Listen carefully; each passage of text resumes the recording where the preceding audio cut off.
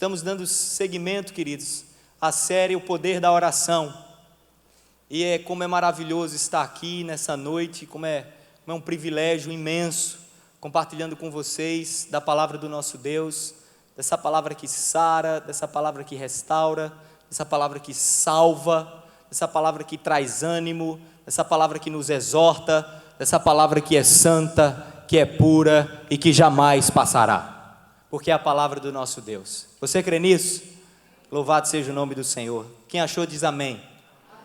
1 João capítulo 5, a partir do versículo 13. Vamos para o 13.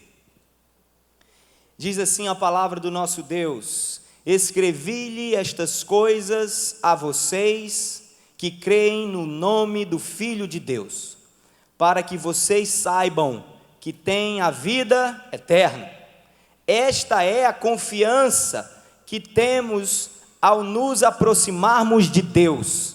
Se pedirmos alguma coisa de acordo com a vontade de Deus, Ele nos ouvirá. 15. E se sabemos que Ele nos ouve, em tudo o que pedimos, sabemos que temos o que dele pedimos. Queridos, a minha palavra hoje ela é muito curta. E ela tem a ver com 4 pontos acerca de quais devem ser as nossas atitudes em uma oração. Quais devem ser as atitudes de um crente em oração. É bem verdade que a Bíblia relata centenas, dezenas de atitudes de um crente em oração. Contudo, eu escolhi apenas 4 hoje, por causa do nosso tempo e da dinâmica aqui no culto, na nossa celebração. E a primeira delas está aí, no versículo 14, quando João diz: esta é a confiança que temos ao nos aproximarmos de Deus. A primeira atitude, nós precisamos ter em mente que devemos entrar confiantes na presença de Deus em oração. Entrar confiante na presença de Deus em oração. É a certeza, queridos, é entrar na presença de Deus em oração com a certeza de que Deus já nos garantiu a maior vitória do cosmos. Deus, quando você entra em oração com Deus, João está dizendo aqui, entre confiante, com certeza de que Deus já deu a tua vitória. Eita, Davi, o que é isso? Já vem você. Não confunda a vitória da teologia da prosperidade com a vitória da teologia bíblica. A vitória que o Pai nos garantiu tem um nome, e esse nome é Jesus Cristo de Nazaré. E esse nome nos foi dado para que todo aquele que nele crê seja salvo. Deus está muito pouco interessado, meu querido amigo, com os bens materiais que você tanto deseja, e muito mais interessado com a sua alma e com o galardão que te espera na glória. Deus está muito mais preocupado em te dar uma casa celestial, com a comida que nunca perece, com a bebida que nunca perece, que é a palavra de Deus, que é o próprio Jesus Cristo, do que te dar um carro ou uma casa aqui nessa era. Porque o diabo também pode te dar, uma coisa é certa, ele garantiu: não andeis ansiosos com coisa alguma, porque os pagãos correm atrás destas coisas. Que coisas? As coisas desse mundo. Mas eu garanto que eu garantirei a necessidade de todos vocês. Mas se você observar, 90% do nosso dia é correndo atrás de necessidades. Muitas vezes não entramos em oração com atitude de oração confiante diante de Deus. Por quê? Porque queremos adquirir, queremos conseguir, queremos ter a vitória, queremos ganhar, queremos crescer com a força do nosso braço.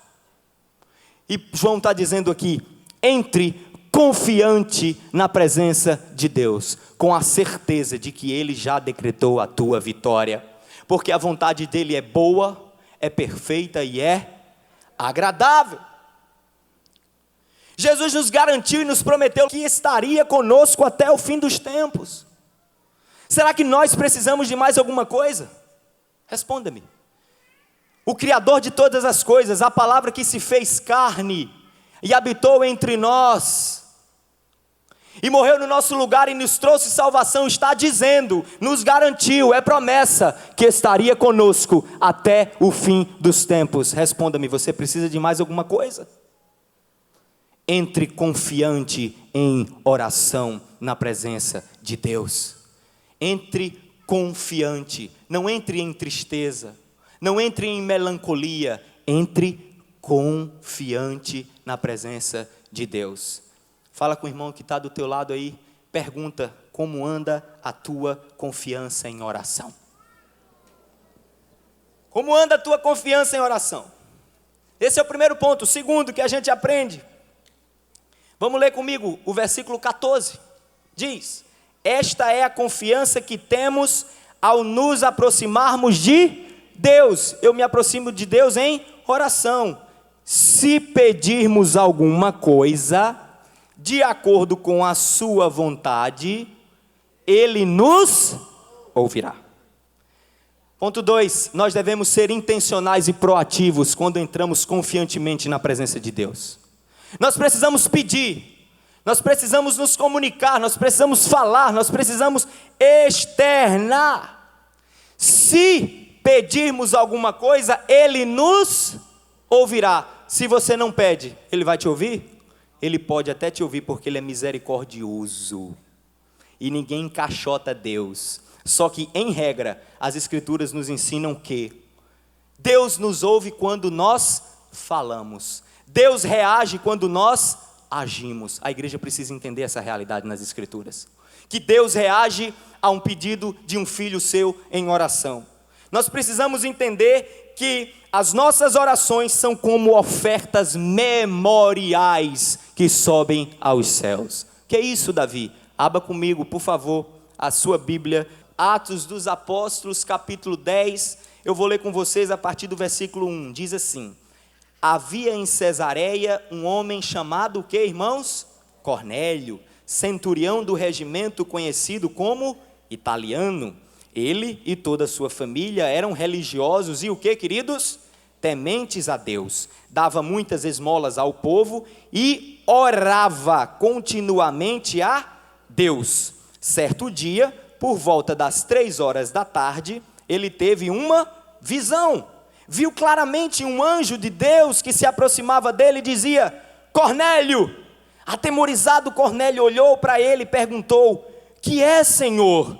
O anjo respondeu: suas orações e esmolas subiram como oferta memorial diante de Deus. Suas ofertas sobem como aroma, sobem como oferta memorial diante de Deus.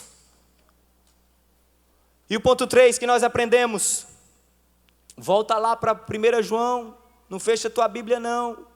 Volta para 1 João, capítulo 5, versículo 14. Está escrito: esta é a confiança que temos ao nos aproximarmos de Deus. Se pedirmos alguma coisa de acordo com a vontade de Deus, Ele nos ouvirá. E se sabemos que Ele nos ouve, em tudo o que pedimos, sabemos que temos o que dele pedimos. Se pedirmos de acordo com a sua vontade, não é qualquer pedido. Tem crente que está decepcionado com Deus, tem crente que está tristinho com Deus, tem crente que está emburrado com Deus e com sua igreja, porque diz: Deus não responde nenhuma das minhas orações.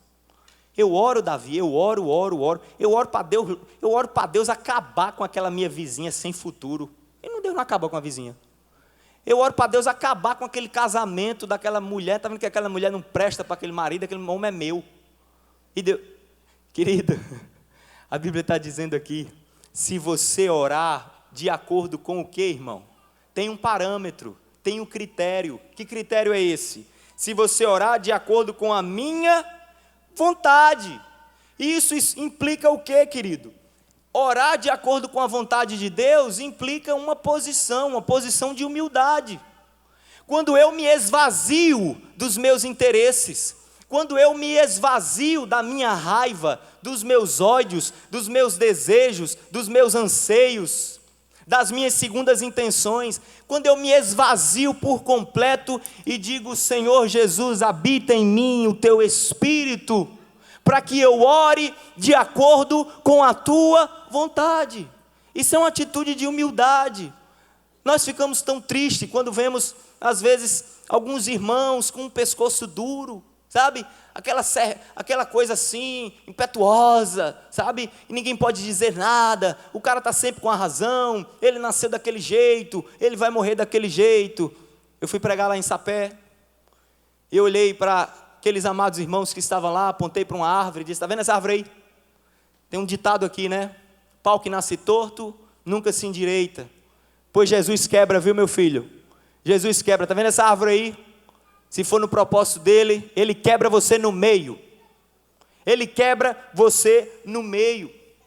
Porque Deus rejeita um coração soberbo, mas se agrada de um coração, o que, irmãos? Humilde.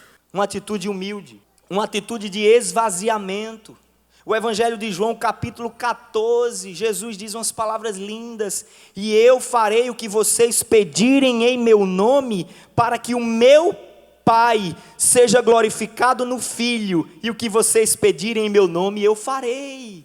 O propósito final de toda a oração é a glorificação do Pai através do Filho, mediante a ação magnífica do Espírito Santo. Você precisa ter isso em mente. Toda a sua oração, ele precisa ter um propósito final na glorificação do Pai. Jesus é muito claro: eu farei o que vocês pedirem em meu nome, para que o Pai seja glorificado. Tudo que o Pai faz é para a glória do seu nome. Quando você vê lá em Isaías, porque Deus fez o homem para a sua glória, porque Deus fez a criação para a sua glória, porque Jesus veio ao mundo para glorificar o Pai, e a sua oração não pode ser diferente. A sua oração não pode ser diferente. A sua oração tem que ter um propósito de glorificar o Pai, e você é um canal para glorificar o Pai.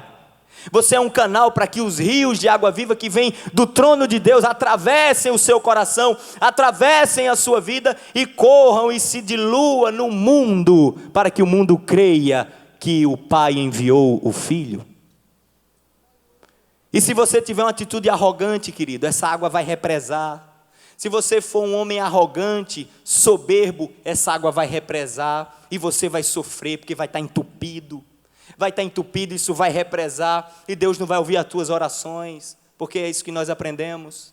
E vai estar aquela coisa represada, e você vai viver resmungando, você vai viver choramingando, as coisas vão começar a não dar certo na tua vida, e tu vai começar a reclamar. Tu está com água do Espírito represada, e o Senhor está dizendo nessa noite: humilhe-se na minha presença, meu filho, humilhe-se na minha presença, minha filha. Peça ao Pai para que o Filho, o caráter do Filho se manifeste na sua vida, e você verá coisas grandiosas acontecer na sua vida, e você verá grandes milagres, e você verá grandes acontecimentos ocorrendo na sua vida.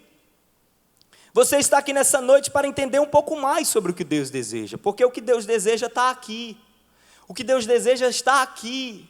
Mas aí você diz: mas Davi, eu quero casar. A Bíblia não diz quem é o meu marido. Não, de fato a Bíblia não diz quem é o teu marido, mas a Bíblia indica caminhos para você escolher o marido de Deus. A Bíblia indica caminhos para você escolher uma esposa de Deus. A Bíblia indica caminhos para você andar com homens e amigos e amigas de Deus. Você crente, tem quebrado muito a tua cara. Vê com quem tu está andando. Vê quem são os teus amigos. E de onde tu tem buscado os teus conselhos. De onde tu tem buscado uma fonte de inspiração para ti. Às vezes Deus nos concede o que pedimos, não é verdade? Outras vezes Ele aprofunda a nossa compreensão da situação, para que possamos desistir da besteira que estamos pedindo. E às vezes Deus mesmo silencia. Ele simplesmente silencia. Ele não fala nada. E aí, Davi, fazer o quê? Morder a boca? Roer a unha? Ter um ataque de ansiedade? Não. É a hora do silêncio. É a hora do ficar quieto. É a hora do orar em Deus e esperar o momento certo de agir. Só isso. A igreja, nós cristãos precisamos entender. Olha, esse mundo está aí nos ensinando a celeridade dos processos, a celeridade dos relacionamentos, o fast food, o tudo rápido, o tomar lá da cá, é tudo rápido, é tudo acontecendo. Com Deus não rola isso não, querido. Com Deus não rola isso não, sabe por quê? Porque Ele é o dono do tempo. Ele é o dono do tempo e Ele determina a hora que Ele quer fazer, não é você. Então você vai morrer de gastrite, você vai morrer de dor nas costas, você vai morrer de dor na coluna, você vai morrer de toda e qualquer enfermidade que a medicina possa constatar por causa da tua ansiedade, e Deus não vai mudar nada, porque Ele tem a hora dEle, Ele é soberano. E um filho, um verdadeiro adorador, um homem que entra na presença de Deus em oração confiante, crendo com fé que Deus responderá a sua oração, ele espera pacientemente. Senhor, minha vida está nas suas mãos, na hora certa, quando aprouver a Deus, quando chegar o teu tempo, eis-me aqui, Senhor. Estou preparado, estou santificado. O que significa isso? Estou separado. Eu me separo, Senhor, do mundo. Eu me separo, Senhor, daquilo que te desagrada para aguardar a tua vontade. E ela vem, e ela acontece. E por fim, a quarta e última atitude que nós aprendemos nessa noite de como orar, está aí no versículo 15, diz: e se sabemos que Ele nos ouve em tudo o que pedimos, sabemos que temos o que dele pedimos. Qual é a atitude de um crente em oração? A quarta: devemos orar com fé. Devemos orar com fé. Hebreus 11:6, irmãos, diz: sem fé é impossível agradar a Deus, pois quem dele se aproxima, escuta, quem dele se aproxima precisa crer que ele existe. Acontece que tem muitos irmãos que declaram na boca que Deus existe, mas na prática agem como se Deus não existisse. E o que vale na metodologia do ensino não é o que você fala, é o que você faz. Você acha que com Deus e com o Espírito Santo é diferente? Deus está lá olhando para você. E você, oh glória, o Senhor é o meu protetor, eu esperarei, eu louvarei, eu esperarei, eu glorificarei, Senhor, Tu és santo, Tu és maravilhoso. Mas no dia a dia é uma ansiedade translocada, no dia a dia é pecando, o pecado comendo na canela, no dia a dia é passando por cima de todos os preceitos éticos que o Senhor nos ensina, no dia a dia é gritando com a esposa, no dia a dia é gritando com os filhos, no dia a dia é dando mau testemunho na empresa. O que é isso? Sem fé é impossível agradar a Deus, pois quem dele se aproxima precisa crer que Ele existe. E você crê com palavras e com atitude. Você crê com palavras e com atitude. Precisa crer que Ele existe e que Ele recompensa os que o buscam. Oh, aleluia! Você precisa crer que Ele existe e você precisa entender que Ele recompensa aqueles que o buscam. Se você não está buscando, qual é a recompensa que você vai ter? Responda. Tem muito cristão com a vida pobre e espiritual, irmãos, e eu falo isso com tristeza no coração. Eu olho, quando eu olho para a vida de alguns irmãos, eu vejo a apatia espiritual. Gálatas 6 nos ensina, Paulo nos ensina, nós colhemos o que nós plantamos. Se eu planto uma semente de limão, eu vou colher o quê, irmão? Eu vou colher um pé de limão. Eu vou dizer aqui o que eu disse no culto dos homens. Tem gente barateando a graça. Tem gente que acha que a graça é assim. Eu planto uma semente de limão, aí a graça vem, faz uma mágica de David Copperfield e transforma aquela semente de limão num lindo pé de caju. Nananina não. Plantou semente de limão, vai colher fruto de limão. E o que é a graça? Sabe o que é a graça? Fazer tu suportar o suco do limão. Isso é a graça. Tu tá lá com limão e tu tá chupando aquele limão, tá azedo, tá doendo no teu estômago, tá doendo na tua alma, e a graça vai te sustentando, e tu vai tomando aquele suco e ela vai te sustentando, até você resolver plantar uma semente que preste. Quando você plantar uma semente que preste, aí sim você vai colher o fruto que presta. Não confunda, irmãos, a graça. Lembra do ladrão da cruz? Lembra do ladrão da cruz? Ele plantou sementes de morte, recebeu a condenação. Qual foi a condenação? A cruz. O que foi que ele colheu? A morte. A graça alcançou ou não alcançou? Alcançou. Ele saiu da cruz? Não.